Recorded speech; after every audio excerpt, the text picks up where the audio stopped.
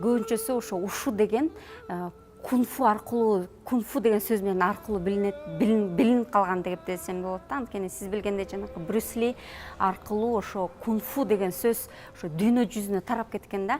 Негизи эле кытайчылар болсо деген гунфу деп эметет да. Бул убакыт, аябай бир жүрөгү менен берилген убакыт деп түшүнсө болот да. Бул ушу кунфу Кытай элинен келген. Бул болсо 2000 жыл мурун жаралганда. Ушуда деген ошо кунфуда көп деген ар кандай тараптар бар. Биякта деген курал менен, куралсыз машыгабыз да. Мисалы үчүн соревнованияга барып катышабыз десек, аяк жакта деген бир нече стилдер болот. Мисалы аяк жакта деген түштүк стиль. Мисалы ошол туштук стилде бир нече спортчулар эмеге, мисалы үчүн коверго, площадкага чыгышат. Анан ошол комплекс деп коебуз да. Ошол комплексти жасап баштайт. Мисалы үчүн куралсыз менен да. Стойка бар да, гунбу дегенчи. Эгерде сен өйдө туруп койсоң, ошондо балың өйдө болуп калат да. Аяк жакта эл аралык деңгээлдеги спортчулар катышат да. Анан ылдый отурган, мисалы үчүн гунбуга түз отуруп, мындай, мисалы үчүн ошонун баарын жюрилер карап сени бал коюшат да, мисалычы. Ушул стойкада, мисалы үчүн бир комплекстерди жасап, анан бир малким чоң бир секирүү болот да. Ошол секирүүгө мисалы үчүн бир бал аласың да, ошондой да. Ошонун ыкманы жасап эметебиз. Анан негизи ушу кунфу эки бир чоң бир тарапка бөлүнөт деп айта алам да. Мисалы үчүн бул спорттук, анан салттык.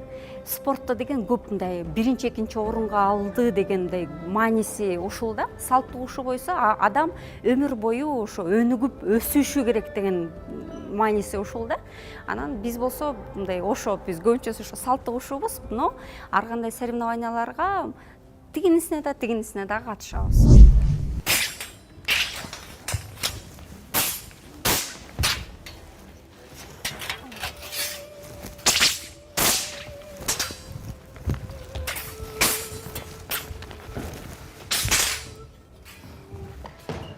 Азыр сиз көрүп кеткендей эле бул сүйлөшүлгөн согушуу деп түшүнсөк болот да. Негизги өзүнүн термини дуйлайн деп эметилет да, аталат. Бул сиз көрүп кеткендей курал менен жана куралсыз кылабыз. Кудай буйруп, нече көп эл аралык турнирлерге да катыштым да, мындайча айтканда. Анан эң негизгиси жүрөгүмө калып калганым жөнүндө айтып берейин. Биз болсо ошондо 6-чы дүйнөлүк чемпионатына катышканбыз ушу кунфу боюнча. Ал болсо Кытай шаарында, Аньхой провинциясында өткөн да.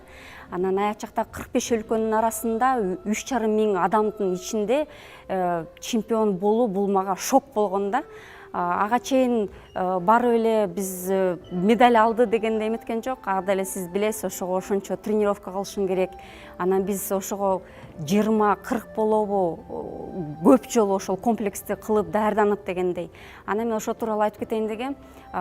Менин атам, мен ошо тиги Кытайга соревнованияга жибериш үчүн өзүнүн машинесин сатып, анан кийин жибергенге эметкен да. Анан биринчи витти кылып атканда мен ошончолук мен эмне кылам, мен утулуп калсам кантип карайм, мен папамдын көзүн, ошо Кыргызстандын желегин кантип желбиреткенге мен эмне кылышым керек деп ошондой аябай эметкем да, мындай ойлонупчу көп.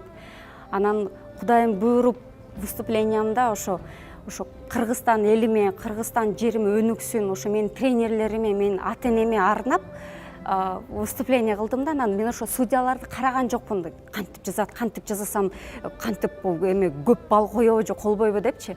Анан ошондой өзүн сүйгөн ушумду кылып эметейин дедим. Анан ошо шок болуп калды да, биринчи место десечи деп. Анан ошондо айтып кетейин, ошондо момундай сонун медаль вручать этишкен.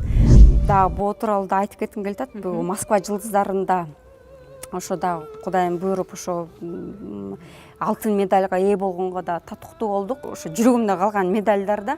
Анан негизги сөзсүз биринчи орун болбогондор деле медаль берет, бирок аяк жакта да ошончолук опыт аласың да.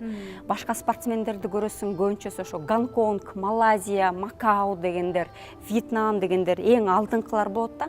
Ошолорду көрүп кандай кылат экен деп, элестеп, деп эметип аласың. Негизгиси ошо соревнованияга барганда биз достошкону барабыз да.